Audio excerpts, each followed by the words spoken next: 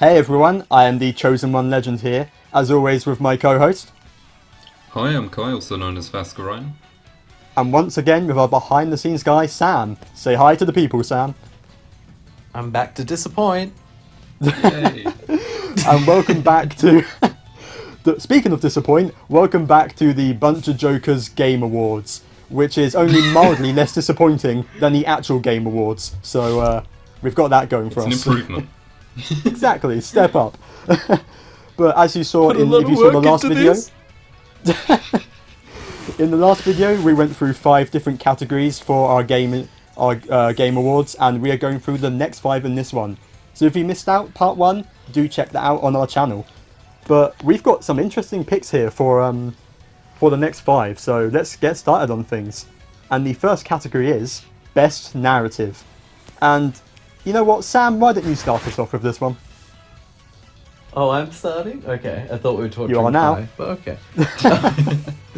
Alrighty, best narrative for the year. Honestly, I did struggle picking a bit, and I did want to make Kye and Matt's life a little easier, so we don't overlap.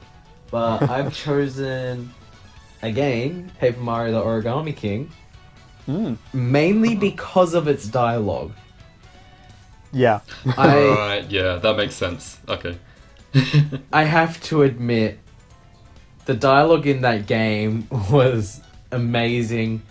The one that stood out to me the most was when you beat the second boss in the first area. Yes. I won't spoil and say which one, even though I could really say, but yeah. I should say. It's stationary. So yeah. It says that right before it dies, that Mario was better when it was a side scroller. And I remember watching that thing explode and just staring at my screen like, what the hell just happened? Did Nintendo actually approved this game to be released? Oh man. That is, Another I one have heard that to be a good thing there though. Like that, Yeah. that witty narrative, yeah. Oh, and another one that I saw, which I didn't get to see because it's an optional piece of dialogue, but Folded Bowser talking about the developers not programming the entire castle in, and that a door was locked, and he yells at the developers to patch the rest of the castle in. That's great. I do know That's that so good. the Paper Mario games, or at least definitely the recent ones, have been known for at least their good wit. I know Colour Splash had quite a lot of that as well. There's like the jokes of the Toad being locked in prison saying, well, they can't do any more to us in the game that's rated this young. So there's there's all sorts of good humour there. That definitely seems like a great pick. I guess my... love a good fourth wall break. Absolutely. All the way. I guess my pick here, though, for best narrative is going a little bit more traditional. I've gone with Age of Calamity. Now, you know, I didn't play many narrative-driven games, and Breath of the Wild itself wasn't very narrative-heavy, and I wouldn't say Age of Calamity is either, but it definitely goes more in with more cutscenes, and what the narrative really does well is fleshing out the characters and the universe of Hyrule, you know. It really gives those characters more time to shine, and like you said with the writing of Paper Mario Origami King, whilst there wasn't the fourth wall breaking humour in Age of Calamity, it really did get well the banter between characters, the camaraderie between them, and all of that to just give this era more time in the sun, which it needed. So, it may not be the biggest narrative, but I think it served its purpose really well. Yeah, that was actually my pick too, I won't lie. Right? Yeah, it was just after much deliberation. Yeah, I just think more than anything, it was just very satisfying to see, like, you know, all the champions 100 years prior, because that's something I feel like we all wanted to see in some form as part of Breath of the Wild DLC. Like, we just wanted to see them in action. So the fact that we've now finally been able to see them, you know, interact with each other and that sort of thing, it's been really good to see. Yeah, definitely. Like, like I was saying, getting to see them interact with each other, we did briefly see a little of how they all interact with Link, but we never really got to see how Abosa talked to Daruk, or maybe Mipha talking to Rivali a lot. And I really enjoyed seeing these characters and their relationships with each other filled out. And seeing new characters as well, like Impa and her role, even though she wasn't a big influence on Breath of the Wild, she was there, and we all sort of wondered where she was in the past. And yeah, I do feel like best narrative. If it wasn't the only narrative game that you guys had played this year, I probably would have picked it as well. There's also Young Robbie. Don't forget Young Robbie. Oh yes, young Robbie. Oh, of course. We can't forget young Robbie. And I should mention, I think Kye and I both haven't even beaten the game, so there's more room for the narrative to continue. It's keeping me guessing, it's keeping me guessing on what's going to happen. I keep expecting it to go one way and it goes another way, but then I think it's going back to the other way, and it's interesting. It's going and insane, basically. Yeah. you definitely have an entertaining time. A few times. Kye's been up to me a few times now where he addresses a concern or says something that is spot on, and I'm sitting there like, yeah, that'd suck, or be like, yeah, that's great. And trying not to spoil it. Oh man. No. But you know what, let's just move things on to our next category, which is best art direction. And I'm going to start this one off for you guys with Xenoblade Definitive Edition and Future Connected, because let's be real here. The original Xenoblade Chronicles, whilst it never bothered me, it was not great looking, particularly the character models. Those faces are terrifying and nightmare fuel. So what they did with Xenoblade Definitive Edition was they went a bit more with the anime style of Xenoblade 2 to give it that characterization and more expressiveness. But they didn't go all in, they still kept more of the original's identity without making it look like how Shulk looked in the DLC for Xenoblade 2, for example. And they really got that striking balance, and not just on the characters, but the entire look of the world, how bits that were a bit murky in the original, especially for me playing on the 3DS, you can suddenly see things in the distance that really are clear to you now on the Switch's higher resolution compared to a 3DS. So the art style was a fantastic idea that brought this game to life even more.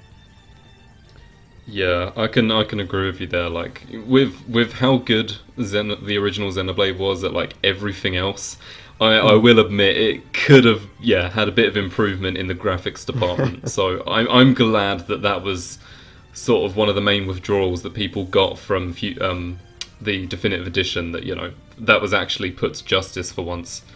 Yeah. Oh, but Kye, would you like to go on to your pick then? Yeah.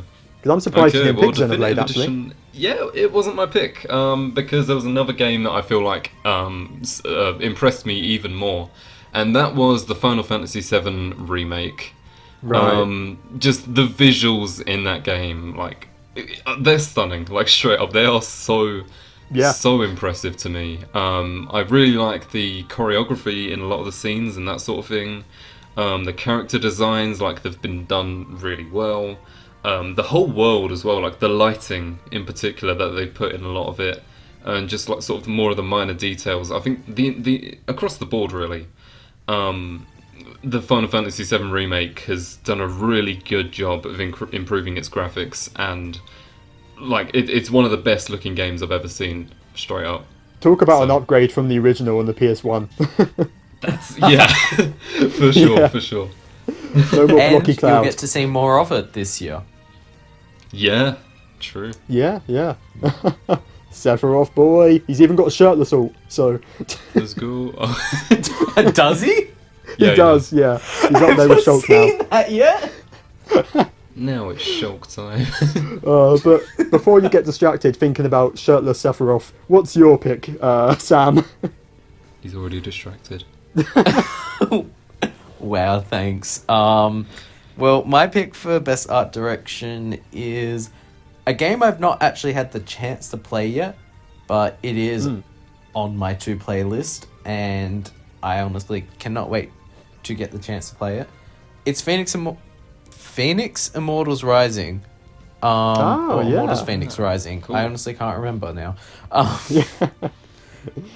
But the art direction in that game, it's similar to Breath of the Wild, but closer to Xenoblade in that it's got that cartoony look of Breath of the Wild, but it's a little more colourful and sort of, I would say, mythical. Yeah, world is that's very the word I was going to vibrant. say. Very mythical. Yeah. The enemies that you see, like, in the trailers and whatnot, they're so lifelike. They're really well animated. And just the overall environment you see... I hate to say this, but it almost reminds me of Fortnite with that very bright, colourful The character models, yeah, and that. environment. I can definitely see the resemblance on like Yeah. cliff sides and that sort of thing from the game. Yeah.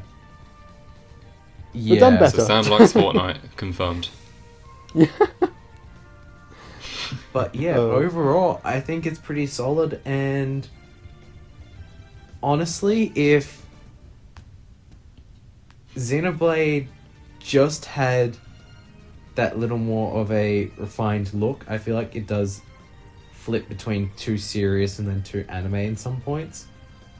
I probably still would have put Immortals Rising over Xenoblade for this one. Fair enough. Fair enough. Yeah. You Yeah, wanted to see I Shulk eat the sandwich. That's it, isn't it? No, course. I would never commit such a sin. And you know, we didn't mention Age of Calamity, but I do want to quickly mention how well they did at making that game look like Breath of the Wild. So I just want to quickly shout that out. That was the impressive cutscenes too. are great, yeah. Yeah, they are. But Yeah. before we ramble on that, because we could be here 40 minutes, the next category is best game that didn't come out in 2020. So, you know, sometimes you have a backlog. That You've got a we game played. that we played. That any game we played that didn't come out in 2020, but we got to play in 2020 for the first time. And you know what? I think it's Kye. It's your turn to start us off. Now this is going to be somewhat of a strange pick, but I ended up going up with RPG Maker MV. Now, I'm gonna be honest, it's hardly even a game. So if you want to say game, then say it as the Freezer Crowd one. But I'm talking about RPG Maker itself here. And yeah, this was a very personal pick, just because I got to try it out for the first time this year with an interest in game development. And it was a really great one to try out. I really enjoyed sort of learning how all of it worked, how the program as a whole functioned, and being able to like insert everything into it, and just kind of the endless possibilities on it as well. Like it's a really useful thing for me to use, and it's as enjoyable as any other game in my view. Like just being able to build up your own sort of world and creations and story. So. I think you put enough hours into it that you kind of have to put it at this point. It's Yeah, I think I've surpassed over 350 hours at this point in it within Nice. not too long. Am of a I time, right so- in saying that's more than Xenoblade? Yes, actually. The Xenoblade Definitive Edition. It's more than that. Not Xenoblade Yes. 1 as a whole, though. But Nice. yeah, How I've many put a times lot have of you time replayed into that it. now? Xenoblade 1, if you include both the original and Definitive Edition, I think I've got somewhere around 500 or 600 hours. nice. But anyway, yeah, for this one though, RPG Maker it was a very good one to try out this year, and I'm going to keep using it in years to come because it's a very useful program that I would definitely recommend to anyone who has even a little bit of interest in game development. Yeah, I'm definitely excited to see, you know, what you make next. But so Sam, then, what was your pick for this?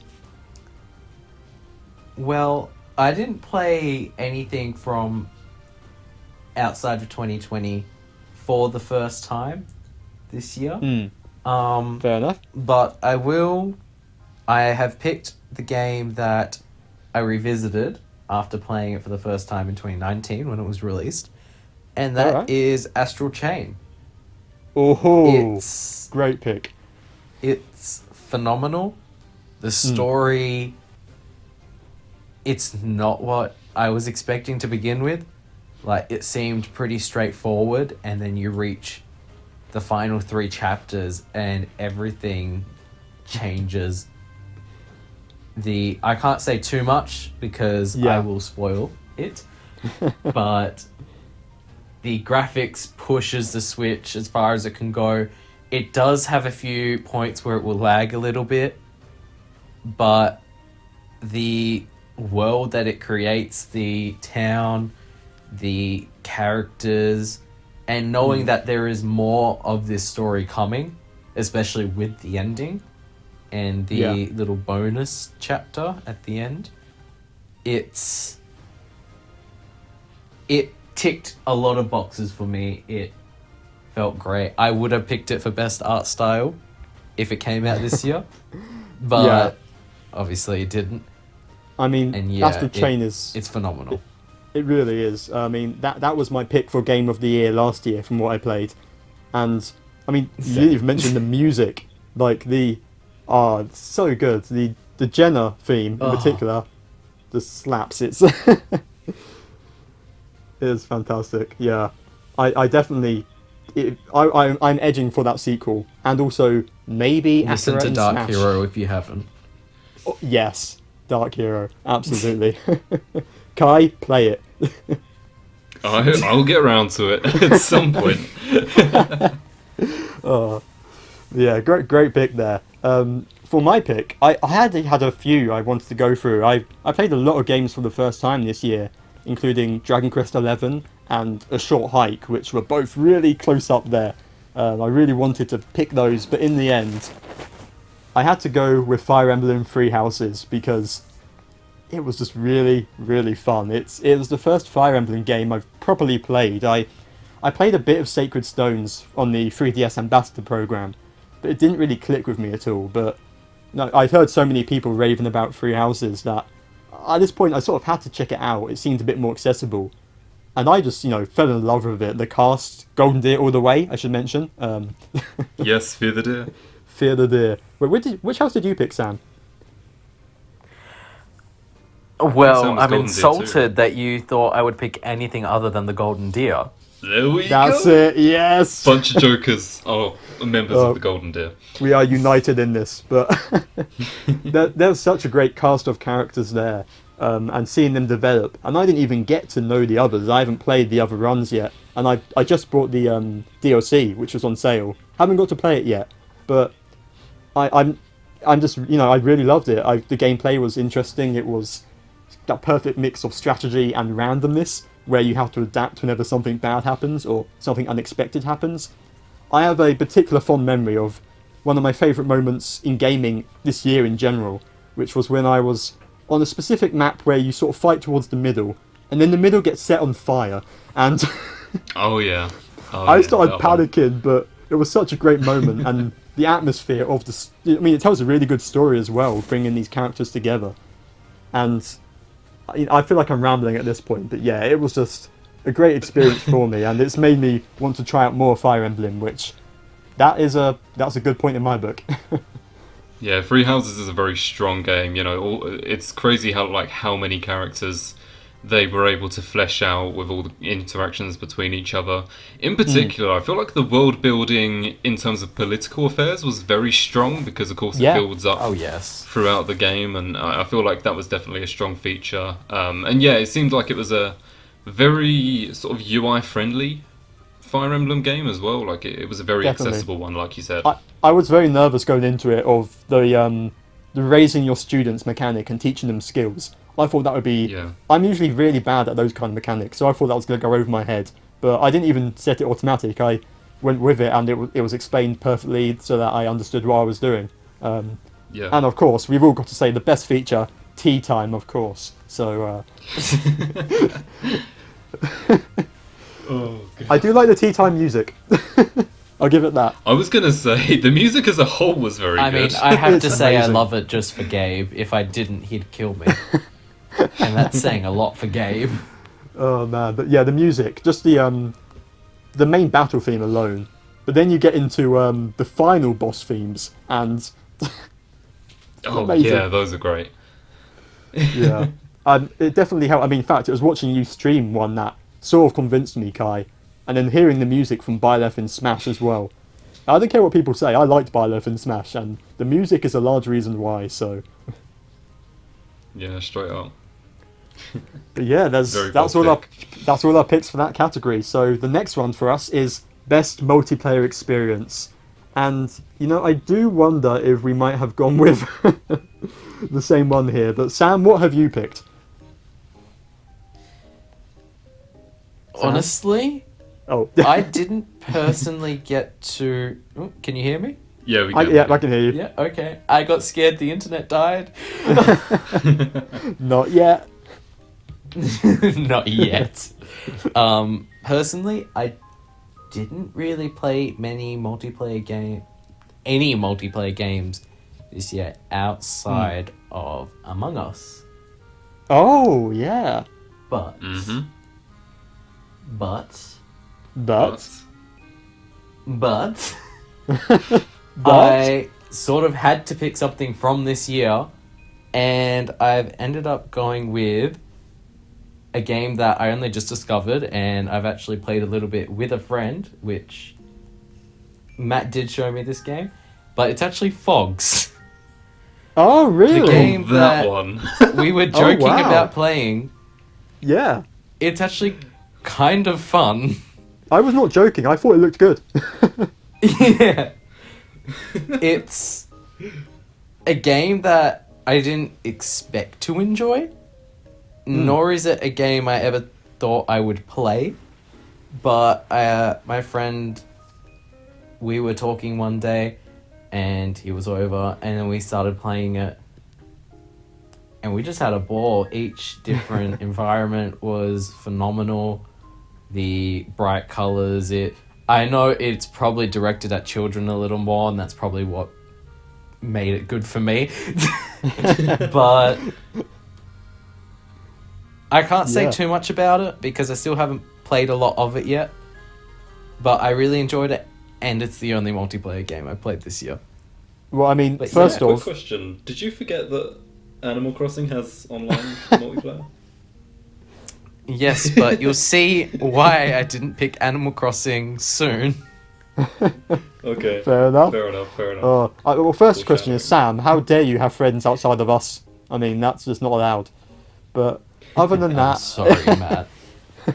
I'm sorry, than Matt, that, but I've been cheating on you for a very long time. that's it. You're fired. No Kit Kats. But yeah, I'm glad you ended up playing the children to game. feed. And the Oh yeah, characters. it's a lot of fun. Yeah, I mean, I was serious when I thought maybe one day Kye and I could play it for a video here. I don't know if that that will happen, but the fact that you enjoying I still it, that's, personally don't own it, but yeah. yeah, that is selling me even more because it just looks like dumb fun, and it's the kind of game where if you play it with someone else, you're going to be trying to coordinate. Any game where multiple people have to coordinate is going to be funny. So, True. I.e. why I liked snipper clips. yes, I only played the demo of that, but that was fun.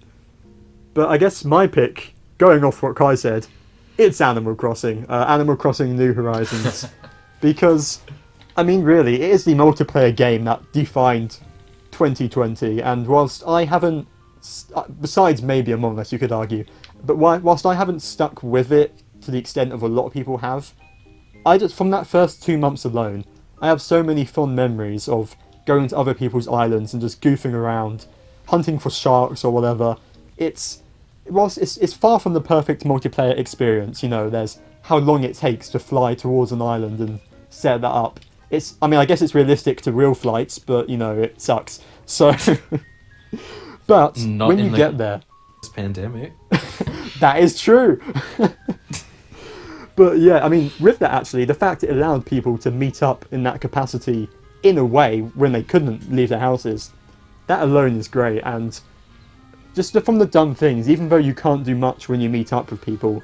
The other day, I was in a shop on Sophie's Island, I think, with Jose, and he just went out from the shop wearing this mask over him and this dark jumper, and then I bought the exact same thing, we walked out and both in sync just got our axes and started chasing people around the island without a word to each other. There's the fact we started a cult. We made a cult of clapping people in Animal Crossing brother multiplayer. cult. That's Yeah. Animal Crossing. It's just so dumb, but even though there's not much to it, I think that almost works in its favour, that it makes you be creative with how you interact. And I just have so many fond memories of this year messing around with you guys. I'm playing hide and seek where I disguised myself as egg furniture and tricked Kye. You know, there's there's so many remind me. moments, so I had to pick it. I really did. The tree standees. Oh my god.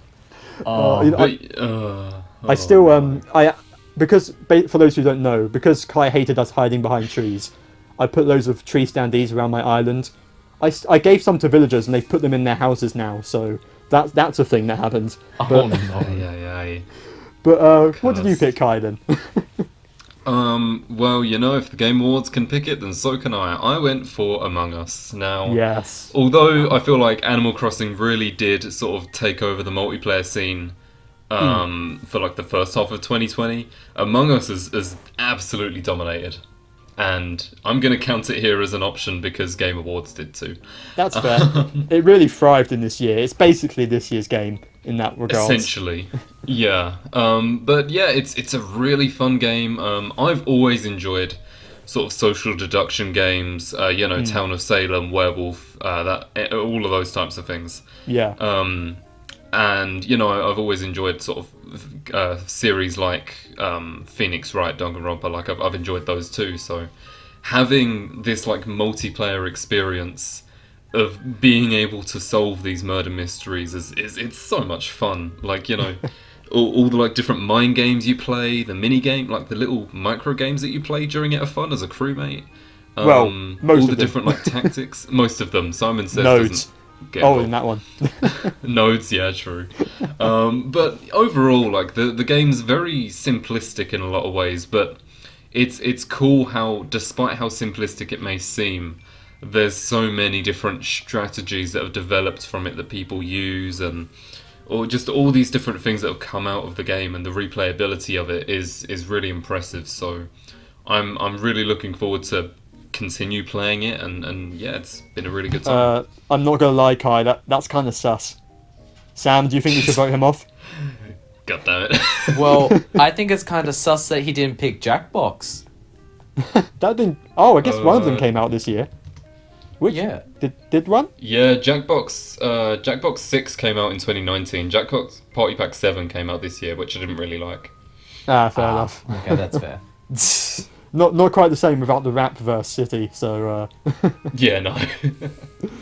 but yeah, that's definitely a great pick. I've had so much fun time playing with you guys, even if it's stressful. But that's in a good way, the best way possible.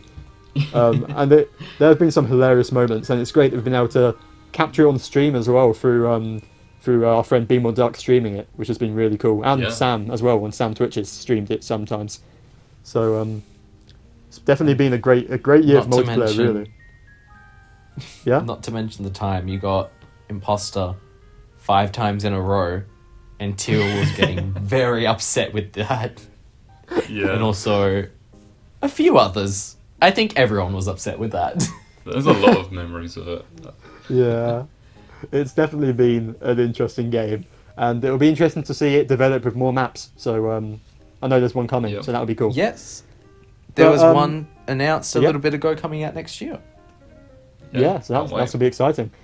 But that brings us on to our final category here for this video, which is we're going for a bit of a downer here. Most disappointing release. So that doesn't have to be a bad release per se, but something that let you down a little bit. And for me, I'm going to start things off with Mario 3D All Stars.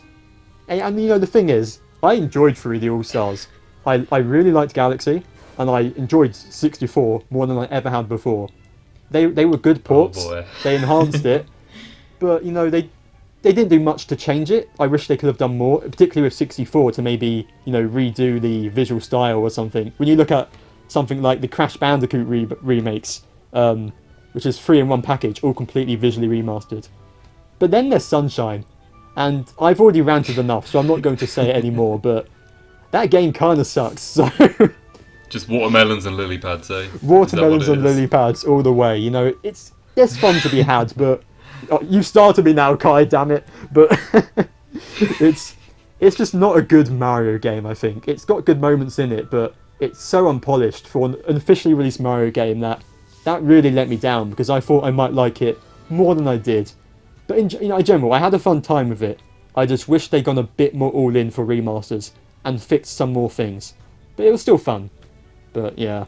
I do agree with that, but also there's a lot of glitches and exploits within Sunshine and 64 specifically that a lot of people really enjoy. Like, I know there's one in Sunshine that rockets you probably about 100 meters into the air.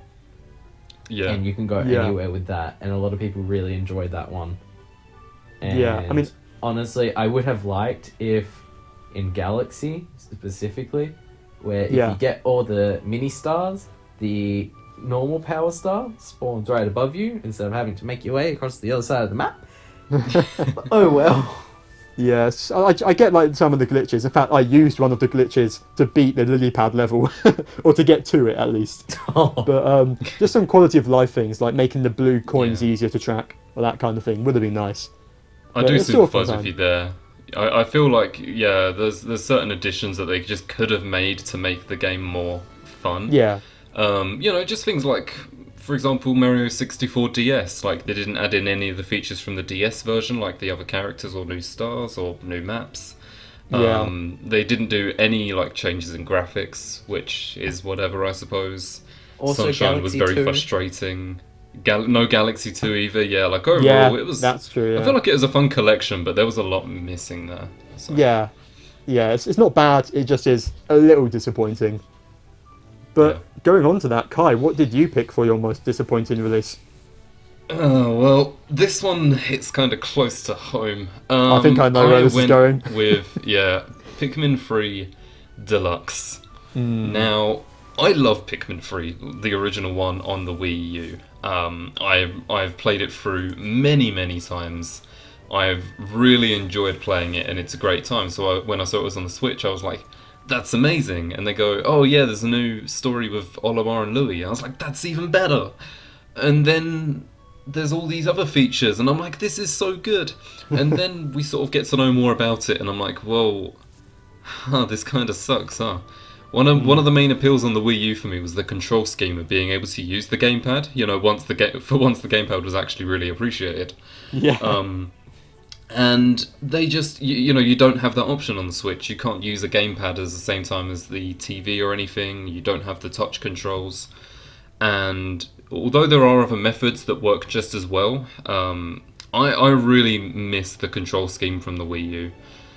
In addition to that, there's a couple extra features they added which were kind of quality of life, but at the same time, Pikmin 3 is quite an easy game. And they made it even easier with a lot of these changes, which I'm not a huge fan of personally. Yeah.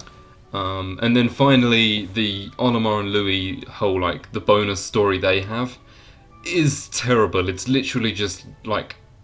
keep in mind, the game already has 15 time attack stages and 15, like, battle enemy stages. Yeah. This just added 5 more of a mix of those, and that's it. Like, it was nothing. It was a really sort of naff bonus that they added. So it kind of reminds me overall, of like one that I nearly picked but didn't was the Battle for Bikini Bottom remaster, where in some ways it's a good remaster, but in some ways the original has better qualities and they could have gone further. And I'm guessing it's a similar thing with Pikmin 3, really. Yeah, I just feel like the main problem for me isn't even like the fact they didn't add much in. It's more so just sort of that they took out a lot of my favourite parts of the game. Yeah, like they took out some of my favourite parts of it and then didn't really add much in to compensate. So I was quite disappointed with it. Yeah. Yeah. And no online Still buy co-op. Pikmin 3. Just do it on the Wii U. Just get Pikmin 3 on the Wii U. Yeah, I can see what you mean there. But Sam, what have you picked then for your most disappointing release? I'm about to upset a lot of people with this. And go for it. Kye, this explains what you said earlier. Um, Oh, okay. but honestly, right. my disappointing release of the year was Animal Crossing. Purely Go on, Hear the comments. hordes. The hordes are coming. Roast him, roast him. Thank God I do not live with you two. Nook is coming for you now. Here comes the But- debt. Overall, I was satisfied with the game. I did have a lot of enjoyable moments when it first came out. It was missing a lot of quality life things. Like, I would have loved just to have seen a gauge on where my tools were when it came to sort of like durability and just a little more things like, well, what was another big one for me? I haven't played in a long while. And I think that probably speaks to the problem partly. Yeah. Another thing was the inventory system. I would have liked to have more space to do more with it. And I also did feel the islands were actually a little small, especially since, this is my next point, since they were patching in content, which we could see in the data mines. And they would say, oh, the cafe's coming soon. And you'd designate a spot for that, or you'd put something else somewhere. And then before you know it, you have no space left on your island. And as a studying architect, that's kind of annoying. Yeah, I can get that. It definitely lacks some polish in a lot of areas. It Yeah. really does come down to the And- quality of life things.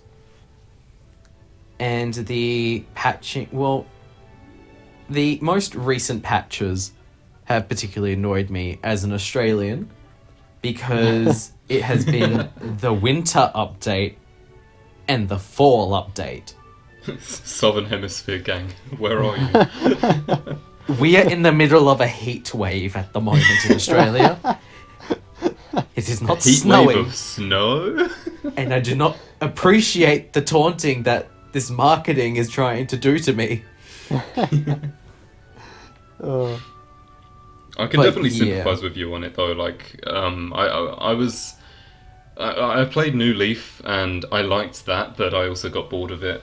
But you know, even that, there were like multiplayer games you could actually like play in the game, and you know, yeah. I feel like there was very little to actually interact with in New Horizons, and it's what stopped me playing it after a while. Is that you know you have all your stuff at the beginning where you've got your house and you know you're building everything up for the first time, but once you've done that, a lot of the time it doesn't feel like there's much to actually physically do in the game. So I do Yeah. feel like I know where you're coming from. Especially a as little bit. someone myself Especially who doesn't after- renovate the island. Yeah. Yeah. After I reached 3 stars and I unlocked the terrain tools, I made some small changes to the island. I made my 2 residential areas. And then by that point, I started to run out of island space. And I was getting quite frustrated, if anything. And I will admit, this did lead me to start time traveling. Oh. Blasphemic. Cheat. Which I felt really bad doing, and I know the community doesn't exactly like that. Nah, I get it. Made me feel even more ashamed, but I mean, the game At works the end against of you the in some day, ways, yeah. so you can't It's blame been like people for 9 doing months since it released. So. it. Yeah. yeah. The highlight of the game, though, for me, I will admit, was, well, it was 3 a.m. for me, it was like late afternoon for you guys, was the midnight fishing trips, Yes. where Yeah. everyone would want to come to my island because I was the only one in the southern hemisphere to catch the Sharks. sharks when it first launched. And everyone would be catching sharks, and I was catching none of them. And Oh, and then the Yeah, I'm internet the would one who crash, lives and in then the everyone would southern lose the hemisphere. stuff. Yeah. oh yes, that too. That was annoying. Yeah. Oh. The multiplayer, I didn't even get into that. I didn't even want to talk about it. That needs a Yeah. lot of refinement as well. Yeah, it's small things often, but they add up when you're playing it for a while, for sure. So I don't Yeah. blame you. Yeah. But that's probably I think where we call it for this video. That's all of our categories gone through. But it's not the complete end. We do have, of course, Game of the Year itself, which, as well as maybe a few extra things, will be in its own video next week. So do stay tuned to that. But yeah, big thank you to both of you, Sam and Kye, for talking through this with me. Been a lot of fun. No problem. No Been problem. good. And of course, we will mention that there is a Google Forums in the link in the description below where you can sort of vote on what the picks that we made, what you would go for your own audience pick. And we will be going through that in the Game of the Year discussion, the results. So do feel free to give your thoughts on there and to roast Sam for picking Animal Crossing in the comments. I'm talking about you, Sophie. Go for him. Get that trowel out and just, But Sophie, remember who would chase you with the axes? Let's wrap this up. Let's end it, yeah. It's been great fun. But thank you all so much for watching. And, you can check out the next video and the rest of our videos here on BunchaJokahs, as well as on Spotify, Google Podcasts, Apple Podcasts, all those places under the same name. So please feel free to stay tuned for whatever comes next, including Game of the Year. But we'll see you guys then. Goodbye. Bye. See ya. Pog. All done.